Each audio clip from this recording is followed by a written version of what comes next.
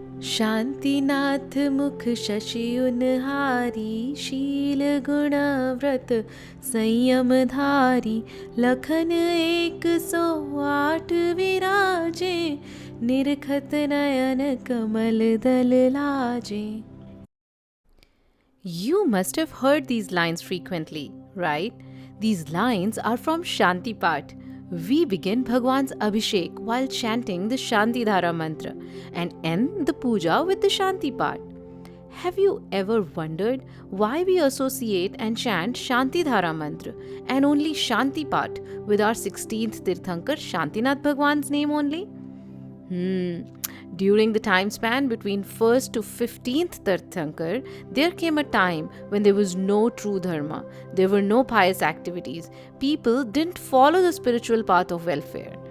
But from the 16th Tirthankar, Lord Shantinath, people again began to follow the spiritual path of welfare and perform religious and pious activities. The tradition of our religion has been going on continuously since then without any interruption. And that is the reason let us begin a spectacular journey of 12 births of our 16th Tirthankar Shantinath Bhagwan today. Despite being a Chakravarti and the king of 6 Khands, how did he become detached to worldly desires? How did he practice restraint? And how did he become Bhagwan? So, let's get back to previous 12 births of Shantinath Bhagwan before he became the Tirthankar. His name was King Sri Jain, and he had 2 queens, Singhanandita and Anandita, and they had 2 sons. King Sri Jain was a fair king, and he took good care of his people. Going to temple, worshipping, serving Muni Maharaj, and doing Ahardan was his everyday routine.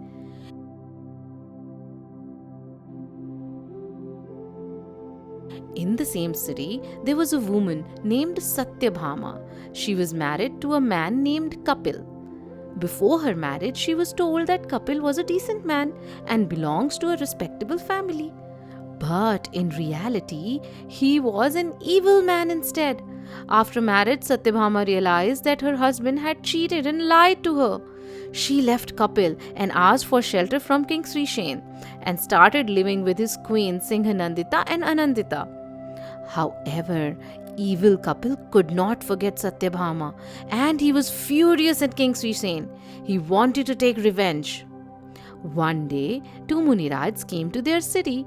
King Sri Jain and both the queens worshipped the Munirats. They offered pure food, that is Ahardan, with great devotion and also served the Munirats with absolute faith. Satyabhama could not offer food to Muniraj, but she kept on wishing that Muniraj could have food without any obstacles. The 2 Muniraj went back through the sky path. Due to their great devotion and having pure thoughts of offering food to the Muniraj, King Sri Jain and his 2 queens and Satyabhama gained the privilege of good karmas that would ensure that their birth in Uttam Bhog Bhumi is guaranteed. A place where people don't fight with each other. They don't have to do any hard work. That is Bhog Bhumi. Once, both the sons of King Sri Jain became fascinated and got attracted towards the same maid servant. They both started fighting over who would marry that girl. King Sri Jain became sad and upset by the act of his sons. He tried explaining it to his sons, but both were not ready to listen to anything. King Sri Jain was very upset as his sons were not listening to him, that both of them couldn't tell the difference between right and wrong conduct. One day, King Sri Jain smelled a poisonous flower by mistake.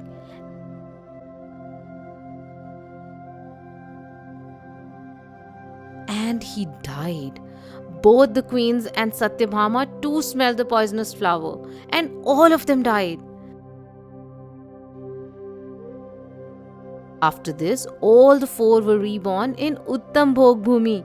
Remember? Because of their good deeds of doing Ahardan to 2 Munirats. Do you know that there are 2 types of habitations or earths in Jainism, which is also called 2 types of Bhumi? First is the Karma Bhumi, where we all live and where everyone has to work to survive and earn their livelihood. Hence, it is called Karma Bhumi. The second one is the Bhog Bhumi, which is a very special place. There are 10 types of special trees in Bhog Bhumi, known as Kalpavriksha. These trees provide all the necessities: food to eat, water to drink, clothes, jewelry, house, etc. No one has to do any work and nobody falls sick in Bhog Bhumi. Everyone has great physical strength and stamina. Seasons don't change there. There is only one season which is always very pleasant.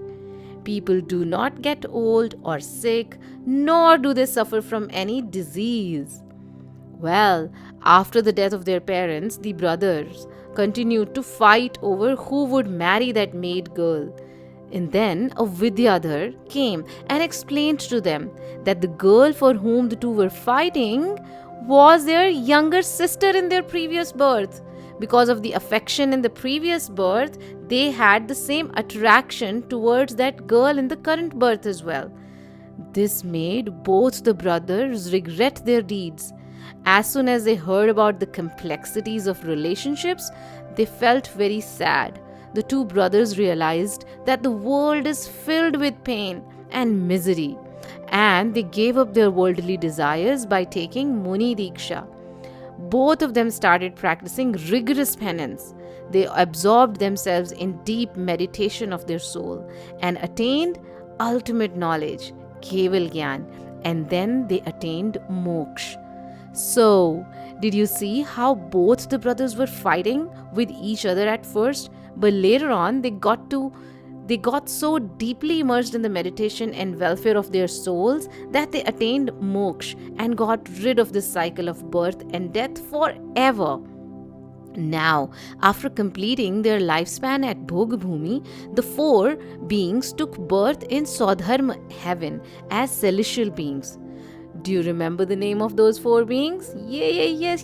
Their names were Raja Shri Sen, Sihanandita, Anandita, and Satyabhama. Even in heaven, they used to live together. They used to worship Bhagwan every day and would celebrate Tirthankar's Panchakalyanakas. They used to listen to the preachings of Tirthankar Bhagwan in Samosharan, and they would also travel to Meru Nandishwara, etc. This way, they all used to enjoy the divine splendor of Swadharma heaven. So, in this episode, we saw 3 births of Shantinath Bhagwan. First, King Sri Sen. Second, Arya of the Bhog Bhumi. Don't you remember the reason? Well, it was because he offered food, ahardan, to Muniraj with pure intentions. And in the third birth, he became a Dev, celestial god in heaven.